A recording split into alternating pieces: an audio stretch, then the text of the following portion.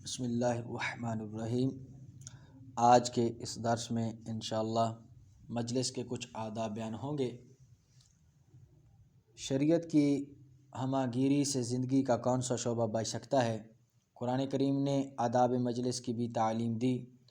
اور مسلمانوں کی تمام مجلسوں کے لیے یہ عام ہدایت دی کہ مجلس میں تہذیب و وقار کی شکل پیدا ہو اور شرکائے مجلس میں سے کسی کو دوسرے سے شکایت پیدا نہ ہو، بلکہ یہ مجلس باہمی محبت بڑھانے کا سبب ہو۔ اللہ اور رسول نے مسلمانوں کو جو آداب مجلس سکھائے ان میں سے چند آداب یہ ہیں۔ نمبر 1، جب کسی مجلس میں بہت سے لوگ بیٹھے ہوں اور بعد میں مزید کچھ لوگ آئیں تو جہاں بے تکلف جگہ مل جائے بیٹھ جائیں۔ نمبر 2، پہلے سے بیٹھے ہوں کو اس کا لحاظ رکھنا چاہیے کہ وہ خود نئے آنے والوں کو جگہ دیں اور کچھ سمٹ سکر کر ان کے لیے کشادگی پیدا کریں، اور اتنی شائستگی کے بعد میں آنے والوں میں ہونی چاہیے کہ وہ مجمع کو چیر کر زبردستی آگے بڑھنے کی کوشش نہ کریں اور خواہ مخواہ اندر نہ گھسیں۔ نمبر 3، کوئی شخص کسی کو اٹھا کر اس کی جگہ بیٹھنے کی کوشش نہ کرے، چونکہ اس سے غرور اور اپنی برتری کا احساس پیدا ہوتا ہے اور دوسروں کے دل میں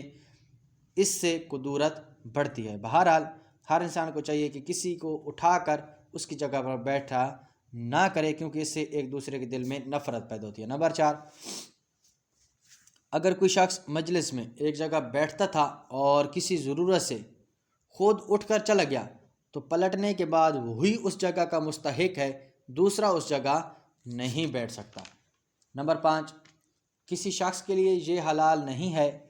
کہ دو آدمیوں کے درمیان ان کی اجازت کے بغیر دھنس جائے، کہ اس سے وحشت اور نفرت پیدا ہوتی ہے۔ نمبر 6، راستہ اور عام گزرگاہوں کو مجلس کا رنگ نہ دینا چاہیے، کیونکہ یہ وقار کے خلاف ہے، لیکن اگر ضرورت مجبور کرے تو جن اخلاقی باتوں کی پابندی کرنی چاہیے، مثلاً نگاہ نیچی رکھیں، آنے جانے والوں کو نہ تکیں، ضرر رساں چیزیں راہ سے ہٹا دیں، راستہ بھٹکے ہوں کو راستہ دکھائیں اور مدد کے لیے خواستگاروں اور مصیبت کے مارے ہوں کی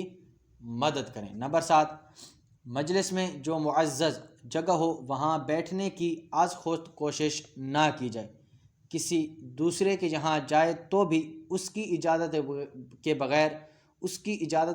اس کی خاص جگہ پر نہ بیٹھے، اور وہ خود بٹھائے تو خواہ مخواہ انکساری کی آڑ نہ لے۔ اگر کوئی بٹھانا چاہے تو بیٹھ جائیں، اگر کوئی نہیں بٹھانا چاہتا یا اگر اس کی اجازت نہیں ہے یا اس نے آپ کو خود نہیں کہا ہے تو پھر جہاں جگہ ملے وہیں بیٹھ جانا چاہیے۔ کسی معزز جگہ، کسی خاص جگہ جا کر بیٹھنے کی کوشش نہیں کرنی چاہیے۔ نمبر 8، مجلس میں بیٹھ کر کانا پھوسی نہ کریں، خصوصاً جب کہ دوسرے یہ سمجھیں کہ آپ انہی کی نسبت کچھ کہہ رہے ہیں۔ ایک دوسرے کے بارے میں اشارے وغیرہ نہیں کرنے چاہیے، جب کہ دوسرے سمجھ بھی رہے ہوں تو اس صورت میں تو پھر یہ ضرور نہیں کرنا چاہیے، کیونکہ ایک دوسرے کے دل میں نفرت پیدا ہوگی۔ بہرحال نمبر 9، مجلس کی راز کی باتوں کو برملا بیان نہیں کرنا چاہیے، ہر کسی کے سامنے مجلس کی باتیں نہیں کرنی چاہیے۔ نمبر 10، انسان پر سب سے زیادہ اثر صحبت کا پڑتا ہے، اس لیے جن کے اخلاق اور عادات اور عقائد اور خیالات قابل اعتبار نہ ہوں وہاں ہرگز نہ جائے، کہ بری بات کو دل میں جمتے اور خیالات پلٹتے کچھ دیر نہیں لگتی۔ نمبر 11، رسول اللہ صلی اللہ علیہ وسلم نے ارشاد فرمایا، چند کلمات ہیں کہ جو شخص مجلس سے فارغ ہو کر ان کو 3 مرتبہ کہہ لے گا اللہ تعالیٰ اس کے گناہ مٹا دے گا، اور جو شخص مجلس خیر اور مجلس ذکر میں ان کو کہے گا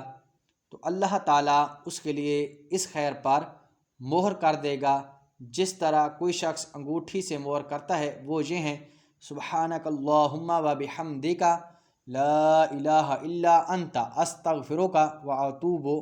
الیک۔ ہر انسان کو چاہیے کہ ضرور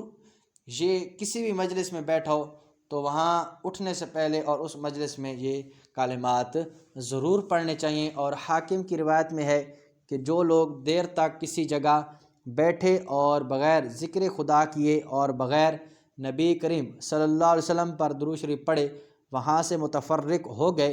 انہوں نے نقصان کیا۔ اگر اللہ تعالیٰ چاہے عذاب دے اور چاہے تو بخش دے۔ بہرحال ہر انسان کو چاہیے کہ کسی نہ کسی اچھی محفل میں بیٹھے یا پھر محفل میں بیٹھے ہی نہ۔ اگر اچھی محفل ہے اس میں بیٹھے، اچھی باتیں کریں، ایک دوسرے کو اچھا پیغام دے، ایک دوسرے سے اچھی گفتگو کریں، اگلے کو اچھے مشورے دینے چاہیے، اچھی نصیحتیں کرنی چاہیے، اور جب اٹھنے لگے تو اس سے پہلے اللہ کا اور رسول اللہ صلی اللہ علیہ وسلم کا ذکر ضرور کرنا چاہیے، اللہ کی نعمتیں ضرور یاد کرنی چاہیے، اللہ تعالیٰ کی تعریف ضرور کرنی چاہیے، اور یا پھر نبی کریم صلی اللہ علیہ وسلم پر درود شریف ضرور پڑھنا چاہیے، کیونکہ جو لوگ بھی یہ کام کیے بغیر یعنی اللہ تعالیٰ کا ذکر کیے بغیر یا نبی کریم صلی اللہ علیہ وسلم پر درود پاک پڑھے بغیر وہاں سے متفرق ہو گئے تو انہوں نے نقصان کیا۔ اگر اللہ تعالیٰ چاہے عذاب دے اور چاہے تو بخش دے۔ دعا ہے اللہ پاک ہم سب کو عمل کرنے کی